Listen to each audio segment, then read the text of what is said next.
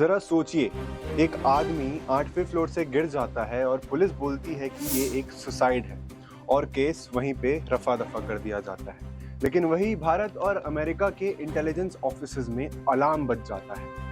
आप सभी का स्वागत है द नैरेटिव के एक और नए वीडियो में। मैं शौमेन आज आपको बताने वाला हूँ एक ऐसी कहानी जिसे हाल ही में हुए रिलीज धुरंधर मूवी में दिखाया गया है, लेकिन उसका असली वर्जन इसे कई ज्यादा खतरनाक है। ये कहानी है एक बैंकर, एक जनरल और एक गैंगस्टर की। 3 लोग जो मिलकर भारत को इकोनॉमिक क्राइसिस में ढकेलना चाहते थे। इसी के साथ चलिए वीडियो को शुरू करते हैं। शुरुआत होती है कराची से। खनानी एंड कालिया इंटरनेशनल यानी KKI। जावेद खनानी और अल्ताफ खनानी इस कंपनी के कर्ता धर्ता थे। बाहर से देखे तो ये एक नॉर्मल सी मनी एक्सचेंज कंपनी लगती थी, पर असली काम इनका था टेरर फंडिंग का, जिसमें एक हैंडलर कराची में पैसा देता और KKI का बंदा मुंबई या दुबई में बैठकर उतने ही अमाउंट वहीं पे दे देता। पैसों को फिजिकली बॉर्डर क्रॉस कराने का झंझट तक नहीं, और ये जो भी करेंसी होती थी सारी की सारी नकली होती थी। फिर होता है US के DEA का एक स्टिंग ऑपरेशन, जिसमें एक अंडरकवर एजेंट ने अल्ताफ खनानी को ड्रग कार्टेल का रिप्रेजेंटेटिव बनकर कांटेक्ट किया, और उसमें अल्ताफ ने उससे कहा कि वो तालिबान और अल-कायदा सबके पैसे धो सकता है, यानी वाइट वॉश कर सकता है। स्टिंग ऑपरेशन सक्सेसफुल रहा और 2015 में अल्ताफ पकड़ा गया और फ्लोरिडा के जेल में बंद कर दिया गया। इसके बाद 2016 में डीमोनेटाइजेशन ने उनकी फेक करेंसी एम्पायर को पूरा हिलाकर रख दिया, जिसके बाद थोड़े ही दिनों में जावेद की सस्पिशियस तरीके से मौत हो गई और यही हुआ बैंकर का अकाउंट क्लोज। अब आते हैं जनरल पर, पाकिस्तान की ISI और उनके फर्जी नोट छापने वाले प्रिंटिंग प्रोसेस पर। ये लोग सिर्फ एक ही टारगेट पर काम कर रहे थे, भारत की इकोनॉमी को ध्वस्त करने की। NIA ने सब कुछ साफ कर दिया।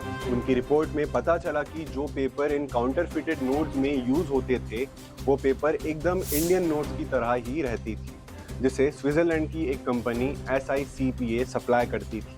और इन्वेस्टिगेशन में ये भी पता चला कि जो इंक बैचेस नोट्स में यूज होते थे, वो पाकिस्तान के प्रेस से बिल्कुल हूबहू मैच करते थे, यानी उन्हीं प्रेसेस में इंडियन नोट्स बनते थे। अब बात करते हैं इनके पाइपलाइन की, दाऊद इब्राहिम की D कंपनी। लेकिन यहाँ दाऊद मेन खिलाड़ी नहीं था, आफ्ताब बदकी था, जो पूरे लॉजिस्टिक्स का काम हैंडल करता था। फर्जी नोट्स कराची से काठमांडू भेजे जाते थे, और वो भी बिना किसी चेकिंग के सीधे पाकिस्तान इंटरनेशनल एयरलाइंस यानी PIA के थ्रू। फिर वही फर्जी नोट्स नेपाल बॉर्डर से UP और बिहार में घुसा दिए जाते थे, और ये काम करता था नेपाल का यूनुस अंसारी, जो पूरा सप्लाई चेन मैनेज करता था। अब बात करते हैं सबसे इम्पोर्टेंट चीज़ की, जो थी इनकी मार्जिन। इनका प्रॉफिट मार्जिन होता था 40 से 50% तक का। समझ लो कि 1000 का फर्जी नोट सिर्फ 400 से 500 रुपए का, और बचे पैसे बंदूक, रिश्वत और D कंपनी के लग्जरी लाइफ में चले जाते थे। मुंबई के 26/11 आतंकी हमले में भी इन सब का हाथ था।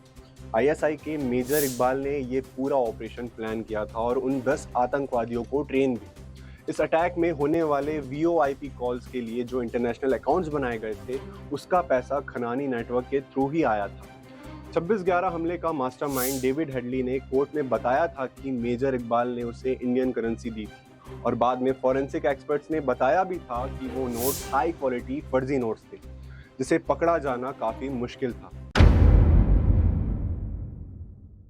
इनका पूरा सिस्टम गिर गया, अल्ताफ जेल गया, जावेद मर गया और D कंपनी दब गई। ये एक ना दिखने वाला युद्ध था, जहां युद्ध बॉर्डर पर नहीं, इकोनॉमी पर था। अगर आपको इस तरह की इन्वेस्टिगेटिव स्टोरीज पसंद है तो द नैरेटिव को सब्सक्राइब करें। मैं शौमेन आपसे मिलता हूं अगले वीडियो में।